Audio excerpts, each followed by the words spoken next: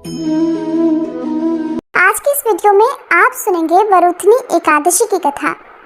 समय समय पर धर्मराज युधिष्ठिर अपने मन की शंकाओं को दूर करने के लिए और अपने दिवंगत पितरों की आत्मा की शांति के लिए एकादशी का उपवास करते रहते हैं। ऐसे ही एक समय उन्होंने भगवान श्री कृष्ण से वैशाख कृष्ण एकादशी के विषय में पूछा।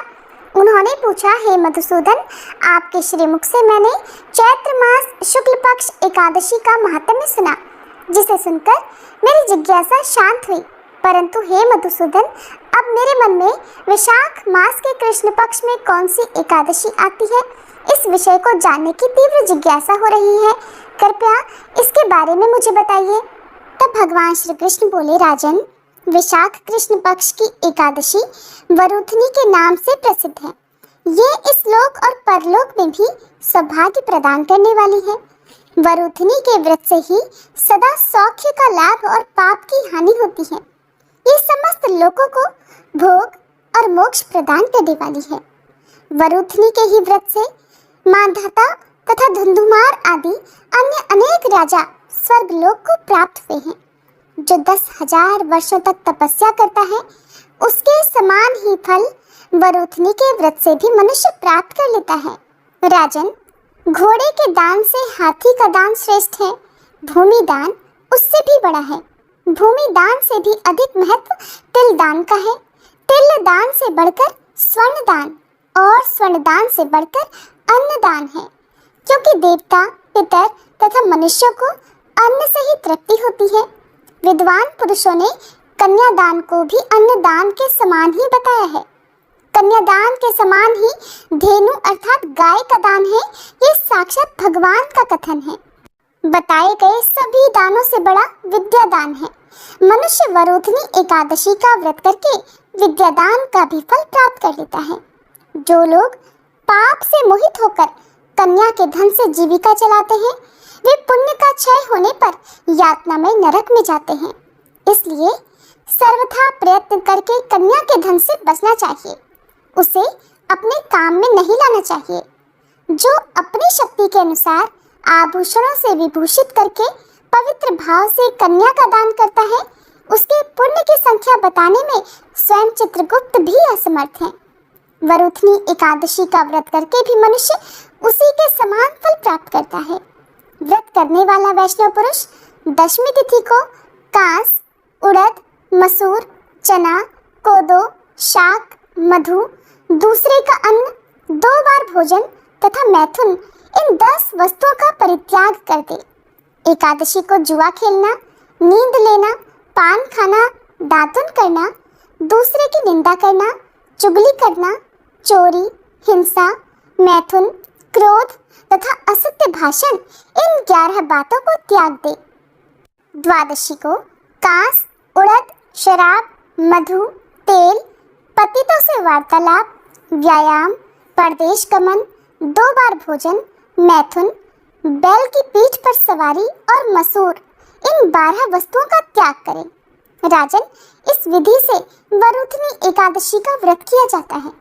रात को जागरण करके जो भगवान मधुसूदन का पूजन करते हैं, वे सब पापों से मुक्त होकर परम गति को प्राप्त होते हैं। इसलिए पाप भीरु मनुष्यों को पूर्णतः प्रयत्न करके इस एकादशी का व्रत करना चाहिए। यमराज से डरने वाला मनुष्य अवश्य ही वरुथनी का व्रत करे। भगवान श्री कृष्ण आगे कहते हैं, हे राजन, इस महात्म्य के पढ़ने और सुनने से सहस्त्र गोदान का फल मिलता है और मनुष्य सब पापों से मुक्त होकर अंत में श्री विष्णु लोक में प्रतिष्ठित होता है। हे धर्मराज, सौभाग्य का आधार संयम है। हर प्रकार संयम रखने से मनुष्य के सुख और सौभाग्य में वृद्धि होती है। अगर प्राणी में संयम नहीं है तो उसके द्वारा किए गए तप, त्याग और भक्ति पूजा आदि सब व्यर्थ हो जाते हैं। भगवान श्री कृष्ण आगे कहते हैं, हे युधिष्ठिर, इस विषय में एक प्राचीन इतिहास कहता हूँ, ध्यान पूर्वक सुनो। प्राचीन समय की बात है। नर्मदा नदी के तट पर मांधाता नाम के एक राजा राज्य किया करते थे। वह बहुत ही धार्मिक विचारों के और दानी भी थे। हमेशा भगवान का ध्यान किया करते और पूजा में लीन रहते थे।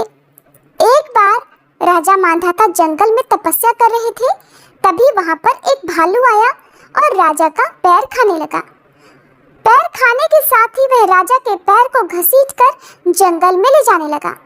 राजा भालू के पैर खाए जाने से बहुत घायल हो गए थे, जिस कारण खुद की रक्षा करने में पूरी तरह से असमर्थ थे। तब राजा मांधाता ने अपनी रक्षा के लिए भगवान श्री विष्णु से प्रार्थना की। राजा की करुण पुकार सुनकर भगवान विष्णु ने अपने चक्र से भालू को मारकर उनकी रक्षा की। लेकिन जब राजा ने अपना पैर देखा तो और भी अधिक दुखी हुए। फिर भगवान को याद किया। भगवान श्री विष्णु प्रकट हुए। तब राजा ने उनसे पूछा कि प्रभु, शारीरिक और मानसिक कष्ट से कैसे मुक्ति पाई जा सकती है? तब भगवान ने कहा कि हे राजन, ये तुम्हारे पूर्व जन्म का अपराध था। अब तुम मथुरा जाकर श्रद्धा पूर्वक वरुथनी एकादशी का व्रत रखो और मेरे वराह अवतार की पूजा करो। तब इस व्रत के पुण्य प्रभाव से तुम्हारे अंग एक बार फिर से पहले की तरह हो जाएंगे। तब राजा ने भगवान को प्रणाम किया और मथुरा चले गए। वहां पर भगवान की श्रद्धा पूर्वक पूजा आराधना की। एकादशी का दिन आने पर श्रद्धा पूर्वक उन्होंने वरुथनी एकादशी का व्रत भी किया और इस व्रत के पुण्य प्रभाव से उन्हें अपना पैर वापस मिल गया। उनके अंग पुनः पहले की तरह हो गए और इस प्रकार उन्हें हर तरह के शारीरिक और मानसिक दुखों से भी छुटकारा मिल गया। तब भगवान श्री कृष्ण के कहने पर धर्मराज युधिष्ठिर ने भी श्रद्धा पूर्वक वरुथनी एकादशी का व्रत किया। इस प्रकार मान्यताओं के अनुसार जो भी व्यक्ति पूरी श्रद्धा के साथ वरुथनी एकादशी का उपवास करते हैं, उन्हें भगवान विष्णु की कृपा से सभी संकटों से मुक्ति मिल जाती है और इस दिन व्रत करने से करोड़ों वर्ष की तपस्या करने के समान पुण्य प्राप्त होता है।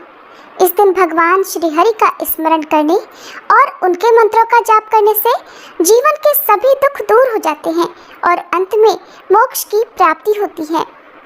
वरुथनी एकादशी का व्रत करने से मनुष्य इस लोक और परलोक दोनों में सुख भोगता है और जन्म मरण के चक्र से मुक्ति पा लेता है। पुराणों के अनुसार इस दिन व्रत रखने से भूमि दान से भी अधिक पुण्य की प्राप्ति होती है। जितना पुण्य मनुष्य को गंगा जी में स्नान करने से मिलता है, उससे अधिक पुण्य वरुथनी एकादशी का व्रत करने से मिल जाता है। इस व्रत की महिमा अपार है। अगर कोई महिला वरुथनी एकादशी का उपवास करती है तो उसे इस व्रत के पुण्य प्रताप से अखंड सौभाग्य की भी प्राप्ति होती है। ये थी परम पवित्र पुण्यदायिनी वरुथनी एकादशी की कथा। सब मिलकर प्रेम से बोलिए श्री लक्ष्मी नारायण भगवान की जय।